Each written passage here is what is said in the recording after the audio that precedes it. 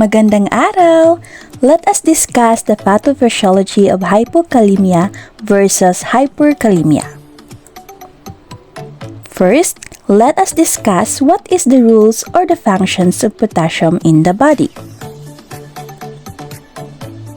Potassium is the major intracellular electrolyte and 98% ng potassium sa katawan natin can be found in ICF or intracellular fluid, and only 2% can be present in ECF or extracellular fluid, and it is important in neuromuscular function.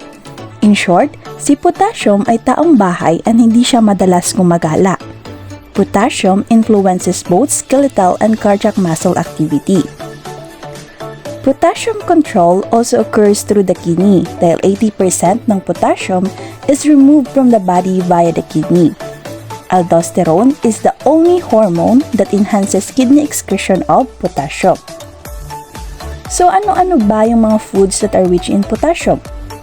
So we have here the potato, the apricot, banana, orange, watermelon, strawberry, or what we call the pavos. Now, ito po yung pathophysiology ng hypo and hyperkalemia. Kayo na po bahala umintindi. Kaya nyo yan? Total, andyan naman lahat. Anyways, disclaimer lang po. You may hear my accent from time to time. Kayo na bahala mag-adjust. Ano nyo kay Ilongga takong di? Pagsensya kung nagaparitla ako gis-aha. My apologies in advance. Siya nga pala, I am Nurse Hope, your Manang RN on duty for today. Magchichismis tayo ngayon, hindi tungkol sa buhay ng iba, kundi sa pag-aaral ninyo. Ayan, mag-nursing pa more. Pero hayaan nyo na, kaya nyo yan. Ginusto nyo yan eh. E di panindigan nyo, diba? Okay, so let's get down to business. So dahil pathophysiology yung pinag-uusapan natin, laging present tong dalawang to, si precipitating factors tsaka si predisposing factors. Let us start with precipitating factors and take note, basta gani precipitating factors, it means it is modifiable or reversible. In the case of hypo or hyperkalemia, we have the following precipitating factors. First, we have the medication interactions like from diuretics such as the spironolactone or beta blockers, yung mga ulol-ulol such as carbidopa and other corticosteroids. We also have tissue injury in the case of CKI and CKD or trauma, metabolic acidosis, renal dysfunction such as impaired urinary elimination kung saan hindi makapag-excrete ng urine yung patient na pwedeng mag-cause ng edema. Then, dehydration, prolonged NGT suction such as it can cause acid-base imbalance. While sa predisposing factors naman, age pa lang yung naisip ko, usually it could greatly affect the elderly population because they have the least proportion of body water. So if may nalaman pa kayong iba other than age, feel free to comment down below. Both of these precipitating and predisposing factors can lead to a serum potassium imbalance.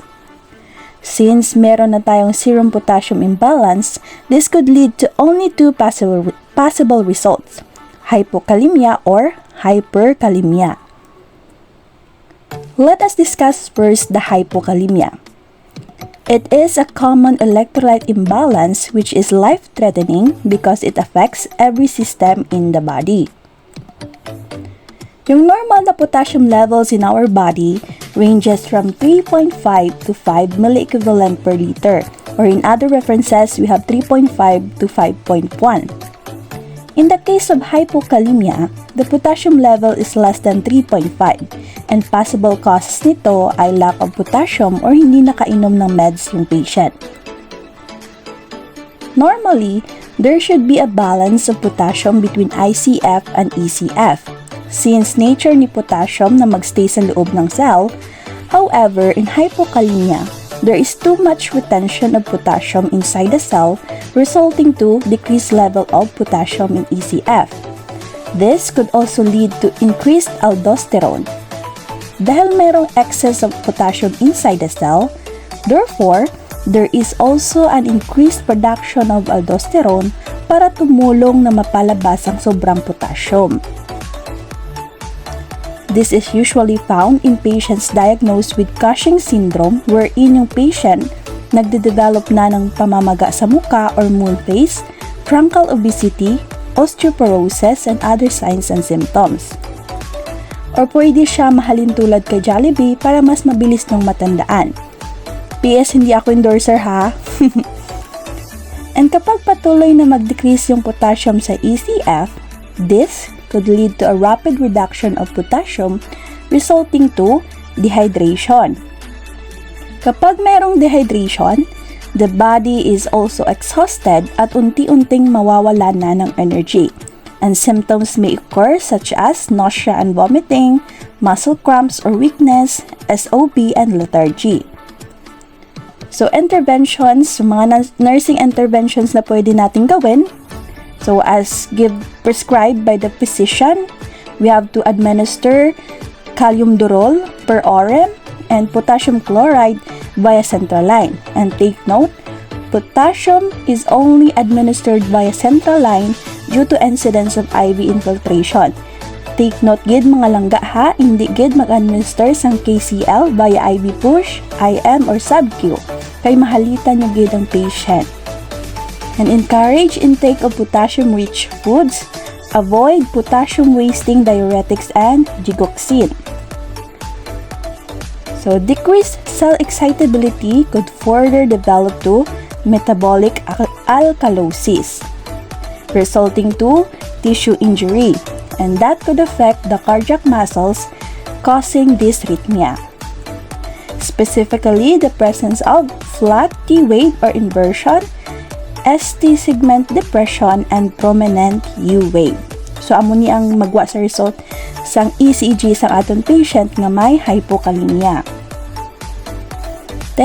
Kaya pa mga langga, ma-proceed kita sa hyperkalemia. So, from the word itself, when we say hyperkalemia, there is an increased level of potassium in the body. Normal range of serum potassium values is narrow, but a slight increase above normal values can affect excitable tissues, especially the heart, and worst case scenario, it could lead to cardiac arrest. In hyperkalemia, the potassium level is higher than 5 milliequivalent per liter. Causes could be from excessive intake of potassium or medications. Kabaliktaran sa hypokalemia, ngayon meron tayong excessive level of potassium na nasa labas ng cell or ECF. This could trigger the decreased production of aldosterone. So bakit pa magre-release ng aldosterone si kidney kung hindi naman kailangan? Kasi halos lahat ng potassium ay nandun na sa labas ng cell. This is usually found in patients experiencing hypoaldosteronism or in cases like Addison's disease. In Addison's disease, our patient may have Brunn's pigmentation of the skin, changes in body hair distribution, and excessive weight loss. And due to decreased renal excretion of potassium, this could result to renal dysfunction, and patient may manifest signs and symptoms such as weak and irregular heart rate, decreased BP, muscle cramps, muscle weakness, paresthesia, and diarrhea. At dahil meron ng renal dysfunction yung patient, the body will try to compensate at mag-exert siya ng malaking effort para mapalabas yung excess potassium. Sana all know may effort. Since the body is experiencing increased cell excitability, this could trigger altered cardiac functions. Dahil sa sobrang effort ni kidney, yung puso naman yung maaapektuhan.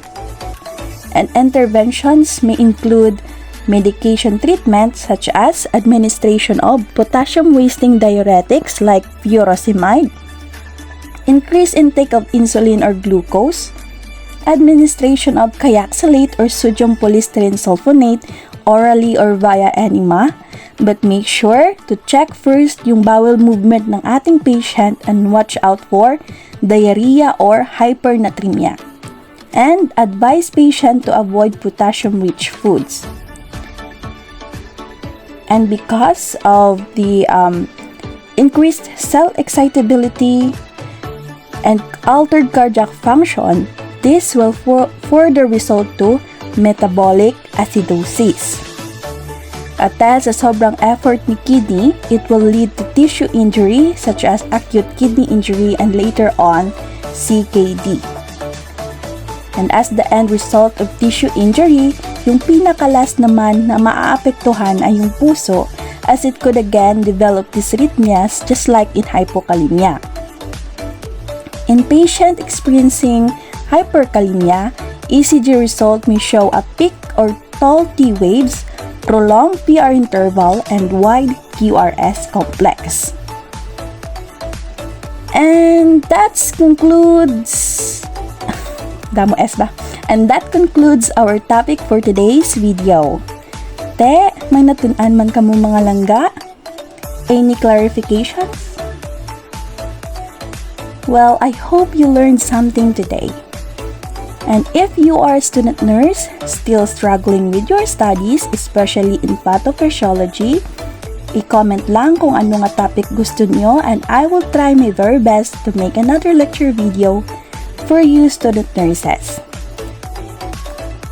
And here are my references.